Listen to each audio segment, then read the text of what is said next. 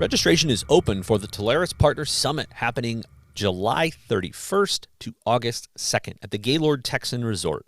Come and get the most current information on industry and technology trends at the pinnacle education event of the year.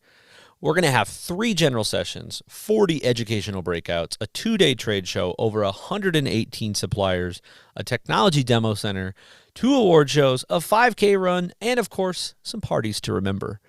We're excited to welcome as a keynote Josh Linkner, an inspiring entrepreneur who built and sold 5 tech companies. Yes, 5 tech companies. He also became a New York Times bestselling author, created over 10,000 jobs, helped launch over 100 startups, and wait for it, created over $1 billion of investor returns. Josh will be teaching us his breakthrough innovation framework and how every problem can be solved and every opportunity seized. We're also excited to hear from Alan Stein Jr. Alan has learned from top leaders and coaches and then worked as a performance coach for some of the highest performing athletes on the planet, including NBA superstars Kevin Durant, Stephen Curry, and Kobe Bryant. He takes those lessons learned and then will teach you how to achieve more from your sales efforts. More sales revenue, more team cohesion, more loyal customers. You can achieve more by executing the basics consistently. Go to Teleris.com/PS to learn more and register. Welcome to the podcast that is designed to fuel your success in selling technology solutions. I'm your host, Josh Lopresto, SVP of Sales Engineering at Teleris, and this is Next Level Biz Tech. Hey everybody, welcome back. We are wrapping up a track today, an important track. We're talking about Wi-Fi, we're talking about Microsoft Teams, Operator Connect, all kinds of cool stuff about penetrating the retail market. And today we've got on with us Chris Keojampa from FCS. Chris, welcome on, man. Hey, thanks for having us, Josh. So Chris, before we get this thing started and we start talking nerdy about Teams and Operator Connect and Wi-Fi and all that fun stuff, I just want to hear your story. I would love to know and love to have the listeners here. How did you start out in this space? Did you start out, waiting tables and then wanted to get into technology? Was this your destiny from day one? Fill us in, man. No. Funny story. I mean, I'd bartended and waited tables throughout college, right? I graduated with a bachelor's degree in biology and also a bachelor in business management. Still didn't know where I wanted to go from there, right? I just knew that I was a person that got along with all walks of life and just loved talking to people. And oddly enough, everybody jokes around about, Craigslist, right? But oddly enough, I found my first telecom job on Craigslist on a job forum. Yeah. It was pretty funny. And I'd interviewed with both CDON and Cogent. Cogent was the better option and actually the one that gave me an opportunity to start an industry. I think I was born at a very good time, or in the 80s, just because I got to see the paradigm shift from what technology looked like before it is today. Going from nobody really having mobile phones, everybody thought pagers were cool, right? To seeing how everything has evolved from the old trends to how it's come into the digital transformation age, and as it continues to evolve and evolve. And I just took it from there, right? I knew I had to put my name on, on the billboard in telecom and say, hey, Chris Keojampa is here. But good things kept on coming along. Met my business partner, Robert, probably about 13, 14 years ago. The company's been in business for 10 and a half years now. And it was a time where it's very different from how most traditional, I'd say, trusted advisory firms start their business today, because it was a little harder back then. There weren't spiffs, there weren't anything of that sort to help you propel your company from a financial standpoint into to stability, in essence. Yeah. You just had to grind it out in deals, right? Like, I mean, there's no escaping that. Oh yeah, no, I mean, Robert and I have a great story. I mean, when we started, I went back to waiting tables, moving back in with my parents. I mean, who wants to be that guy at 32 years old? Where are you living? Based in my parents, I guess, right? So I had to forego a lot of things for 2 years, working 16 hours a day. Robert came from Oklahoma, had, $62 to his name in a backpack, knew that he wanted to do something different besides just, working for, a company. So we can put our heads together. 10.5 years later, here we are, and we're still kicking strong. Love it. Tell us about your approach. For anybody that's not familiar with who FCS is, what are you? What do you do? What's your focus? What's your go-to-market? All that good stuff. Yeah. So, I mean, our go-to-market strategy has obviously evolved and changed throughout, us owning FCS. At first, it was more about, hey, how do we go to market and bring all the different providers to our customer and provide them that better, a way to better the customer experience between them and the providers. We focus primarily just on voice and data because that's where our core knowledge came from.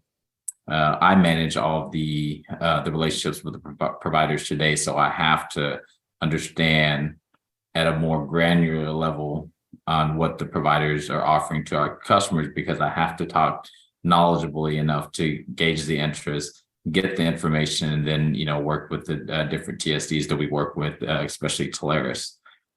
So it's been it's been a unique experience for our customers that never experienced someone that becomes an extension of their IT for sourcing. Now, I want to jump in a little bit here into retail. I know that's a focus for you. I know you've got some strengths there. So I'm curious from what you see, right? I mean, we talk to a lot of partners, and we see retail customers. I mean, they struggle with a lot of things. Most customers do, but sometimes it's about, I need help with my Wi-Fi, or I need help with this, or I need help with my collaboration. What are you seeing out there from a retail perspective? Are you seeing the same things, different things, or any kind of trends? I definitely would see the trend more is into how do I use technology to help us market our company in a better way? How do I reach my customers so I can get continued business from their existing customer base, or any just transit customers that are just passing by, right? So a lot of that comes into play with what they're doing with SD-WAN and how they do all the different platforms from SMS messaging. So when we enter into an account, we really look at it as how do we remedy some of the pain points that you're feeling today, and then start landing and expanding, right? Getting to understand what does your roadmap look like for your company in the next 5 years, from a marketing, from a sales, from a technology perspective, right? And then we slowly start, beginning that journey with them little by little. And what do you see if you look at the retail vertical versus all the other verticals, healthcare, financial, manufacturing, whatever? Is there anything that retail cares more about, less about? Are they more cost conscious? Are they less IT savvy, more IT? What are you seeing there? I think you hit the. I mean, I think you pretty much listed everything that they're going up against, right? The retail or hospitality industry in itself is a very volatile business. The margins aren't as high, so they definitely have to be very, very cost conscious. So for a partner like us that's going to come in and ensure that they get the best price and cost right, is definitely a load off their mind, and also gives them peace of mind that they're getting the best solution out there. I would definitely say non-tech savvy is something that they're definitely having to deal with, unless you're a large organization instead of a franchisee, right? You're going to have corporate IT that's going to help mandate and help you navigate through some of the issues that they're experiencing today from a technology standpoint. But if they don't, then obviously we bring in some type of MSP to help facilitate those IT needs. But also some of the professional services they'll need, having to IT be deployed at all those remote locations. But definitely those two, non-tech savvy, definitely would say that cost savings is probably one of the biggest things they're looking for. But one of the pain points that we remedy for them as well is that they need to have some type of centralized solution, right? Whether it be us as being the main point of contact to help them, communicate with the service providers, help them project manage all the different locations that we have. And this is obviously a side note, but and that's where Robert and I 5 years ago started thinking about how could we separate ourselves from every other trusted advisory firm, brokers, whatever you want to call us today. is how do we separate ourselves when we go into an opportunity that will give value added tools back to our customers to help them manage their day to day more. And that's where we came up with the idea of the client enablement portal. The great thing about what we do is that we don't charge for any of our services. In over 10 and a half years, we've never sent an invoice or a bill to our customer, or we've ever collected any money from our customers. So it's really a win-win situation. It's all about, hey, will you give us the Pepsi challenge? Yeah, the Pepsi challenge. I just watched that show, Pepsi, Where's My Jet? That's an awesome one on Netflix. I definitely got to watch it now. Oh yeah, yeah. It's somebody gamifying the buy these Pepsi things, get these points, and you can get all these things. And there were some loopholes Yes. in there. What I won't was the big spoil thing? it. Was it a plane? Was it a jet? What was it It that was you? a legitimate was it a Harrier jet? It was a legitimate jet. And it was a I won't spoil it, but it was worth watching. It was a riot because I remember that growing up. Okay. Maybe one day I'll try. I'll get a chance to try the Pepsi Clear again. Yeah, Pepsi Clear. I love Pepsi Clear. That died too quick. Um, okay, so let's talk about, you brought up a good point, I think, in the beginning that I want to get back to, and it is kind of the central topic of this, of collaboration and direct routing and operator connect. And I think you said something key that was, we're helping them with pain points, but we're also helping them use some of these centralized tools, some of these collaboration. We're helping them think about things that they weren't asking for. And I think that's where, sometimes this teams and the collaboration conversation comes in. It's the probably you leading the conversation of, have you thought of this? Other people are doing it like this. Do you find that? Does retail need that same guidance?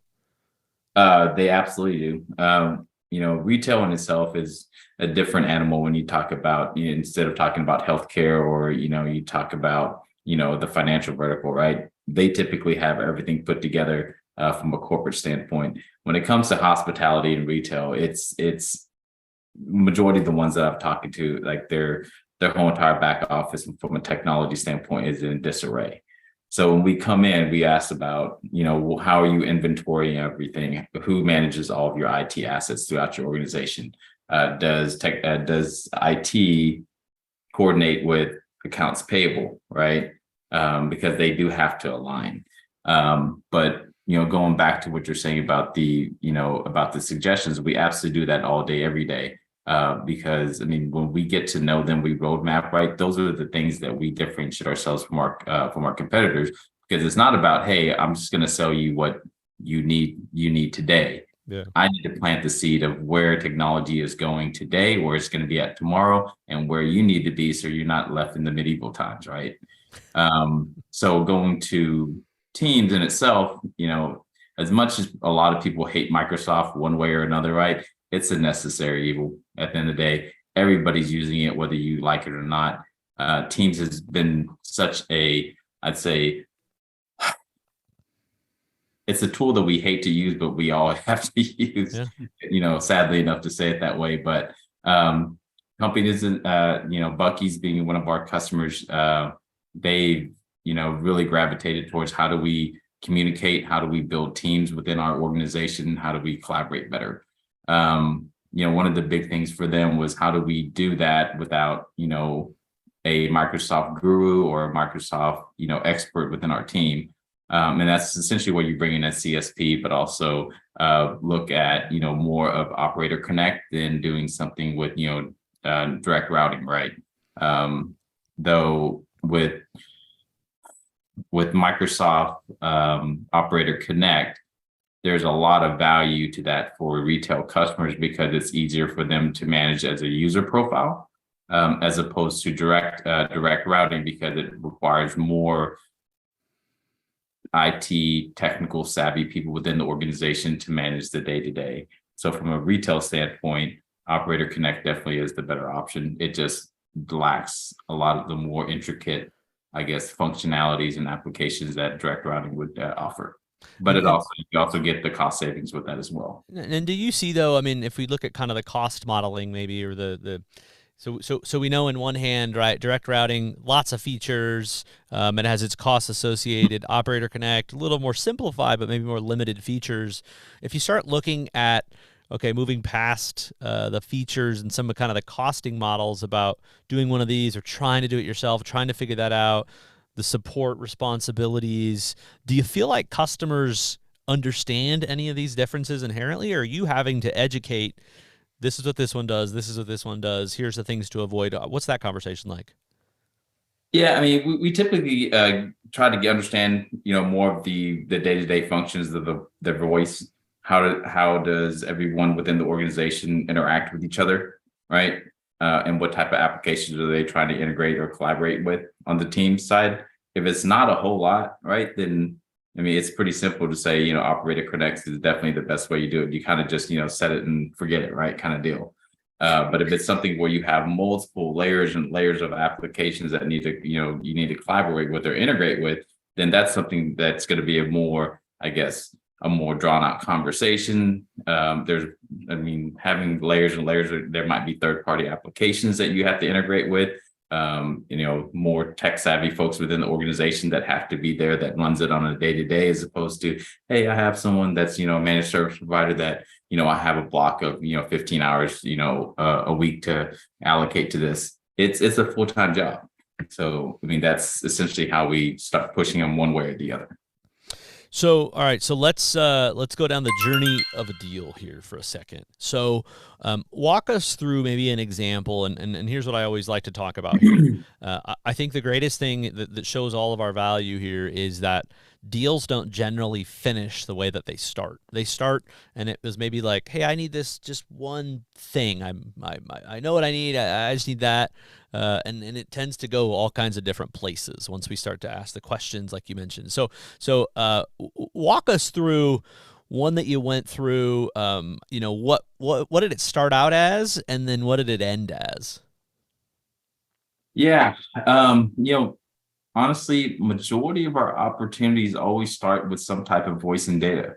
I understand that people talk about it's a race to zero. It's, it's a commoditized service. Nobody wants to sell it. But at the end of the day, everybody needs voice and data. Not everybody needs security. Not everybody needs, a hybrid cloud. Not everybody needs a physical DR. So that's essentially how we get into just about every account. But that's where it starts, definitely does not determine where it ends. One of our customers, Prime, one of our first big customers, they gave us a shot, which was awesome because now they're one of our largest customers still today. Not a huge company in itself, but the technology they purchased from us, it's far beyond a company that's of 5,000 employees and more, which is nice. But it started off just a voice. They just purchased about 2 years ago at that time, and Avaya phone system and chassis, and then phones to hang at every one of the locations.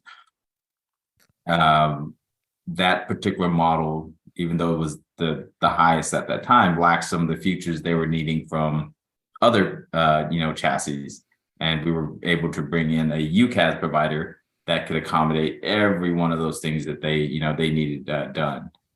Oddly enough, it's that this kind of goes into another story on another tangent, but that's the reason why a lot of people are looking at more of a operational expenditure, type of strategy as opposed to CapEx. Because when he went back to sell that Avaya phone system that was only 2 years old, it was still the newest in the market that we're selling. He was only able to get $15,000. And he paid how much for it 2 years ago? $200,000. Woo! That's Yeah. I'm not. I mean, I shouldn't say this as an engineer. I'm not. Math wasn't my strongest suite, but that sounds like he lost a lot of money. Yeah, let's just say that's not a that's not a stock you want to invest in. Yeah. So it started off that way, and then slowly we started getting more into onto the connectivity side. The connectivity, went from layer 3, then started going more into MPLS, and we switched them over from MPLS into SD-WAN with a silver peak, right? And then we started, looking at more of what does your security look like today? I know you have network administrators, admin, security officers within your organization that helps you manage that, right? But how much hands-on do you want to be, or how much hands-off do you want to be? And we were able to introduce them to a number of different security companies that help accommodate that. At that time, they were purely just on a physical DR. type of organization. I believe it was Flex Central or yes, Flex Central. They had that and Digital Realty, but we started helping them migrate and form more of a hybrid cloud model. And now at this time, they're slowly shifting into a full cloud type of disaster recovery plan now.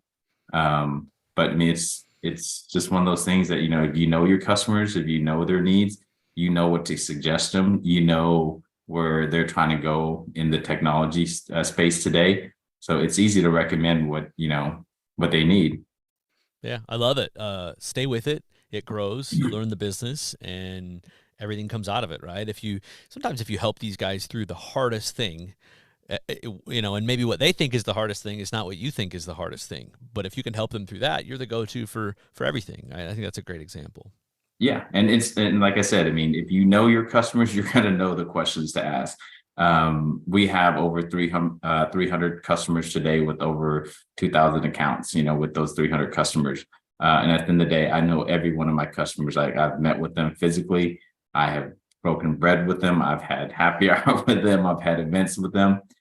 So we tend to make sure that we get to know our customers, not on just a business level, but a personal level, because we really get to understand how they think, how they digest information, what they're looking for, so we can recommend the right technology for them to better their business. Love it. Final couple questions here. Let's talk about coaching for other partners. So what we hear about a lot of partners that are listening to this podcast is this has been helpful for me to pivot from selling this technology to now getting a more of a comfort level in how to sell, this technology. Maybe I came from cloud to UCaaS, or UCaaS to security, or whatever it might be. If a partner's listening to this and they want to jump more into what we're talking about, what's the advice that you give them to work with either their existing prospects or new prospects? Is there a certain subset of questions that you found are successful, or what's your coaching there? I would definitely say knowledge. Knowledge is key in everything that we do every day. I utilize the resources that we have from the TSDs to our providers. Some of the biggest value I've gotten as I've evolved as, not just an owner, but also a salesperson is, talking to the people that have sold it before, asking them. I know that there's no such, there are stupid questions out there, right? But if you don't know something, right, and it's a one-on-one, I don't think it's a stupid question, because you know what's going to happen if I don't? The answer is always going to be no, right? So I'm going to ask the questions. If I'm talking to someone that's in security, and let's say I'm about 20% knowledge basis of the security space. Well, I'm going to ask a lot of questions, but at the end of that meeting, I'm going to ask that person. So I know for my own edification and how I need to relay this message back to my sales team, right? What are the top 5 questions to gauge interest in the security space, in the UCaaS space, in the CCaaS space, whatever technology you're trying to sell?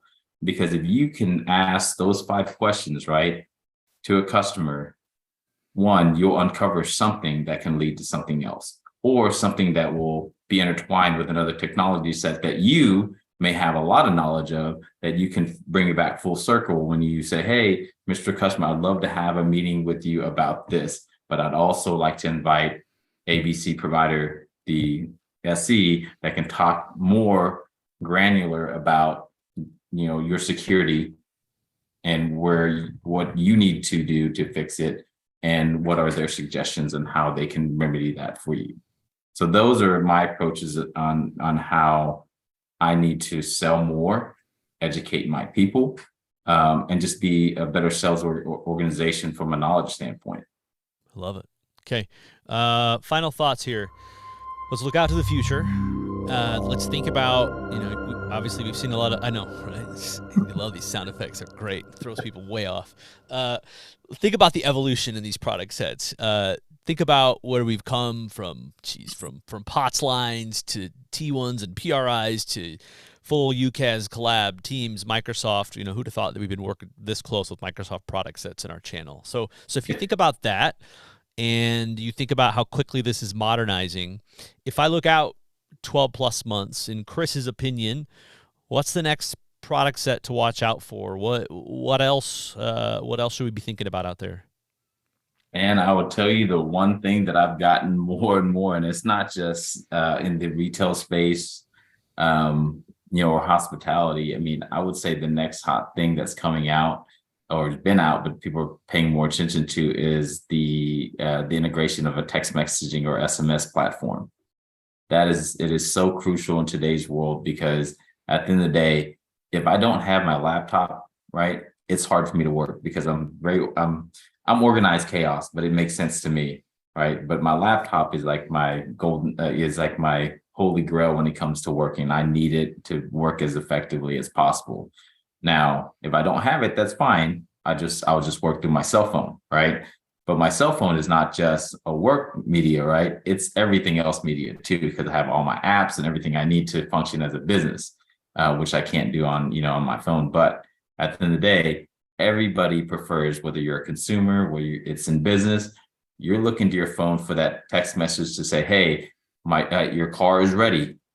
Hey, Mr. Keojampa, your car is at the front from valet. Hey, Mr. Keojampa, can confirm your appointment? And it's not emails these days that people are focusing on, it's really SMS messaging.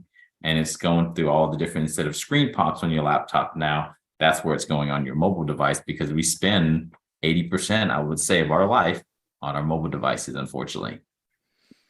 I love it. It's such a great point too. And then it'll all be all the measurements and all the real-time stuff on, before where we didn't have real-time QA, QM, then we get tonality and we get sentiment, and it's just going to tell us what we need to do at some point. And it's going to respond to the texts for us, right? Maybe do this in a year, and that's the next thing we're looking out to. Yeah, I mean, just think about when you go to a restaurant, if you didn't make a reservation on Open Table, or you didn't call in, and you go in, you leave your name, right? They just ask for your cell phone number, and they say, hey, we'll text you whenever your table's ready, and they'll send you a message saying, hey, we have you down for a group of 4 for starting time at let's say 8:00. Your anticipated time for seating is 8:30. It's all message based these days. And so that's where I think that's going to be the next big trend, is integrating that type of SMS platform within their Teams or UCaaS or CCaaS environment. Yeah, couldn't agree more. We just survived a few days in Disney, and with texting and mobile ordering, we were significantly more effective with a busy schedule, an expensive Genie Plus pass, and 2 days to cram it all in with the 3 kids to keep them happy. And yeah, I'm with you. We so much more beneficial with the way they've done it now. Yeah, definitely. Love it. All right, my friend Chris, that brings us to the end. I really appreciate you coming on and doing this with me, man. Yeah, no, it's been great. It's anything that can help anybody out, but I definitely don't like to listen to myself, but it's good listening to you. I love it. All right, man, that wraps us up. Appreciate it. Chris Keojampa from FCS. Thanks so much for coming on. I'm your host, Josh Lopresto, SVP of Sales Engineering, and this is Next Level Biz Tech. Next Level Biz Tech has been a production of Talaris Studio 19. Please visit Talaris.com for more information.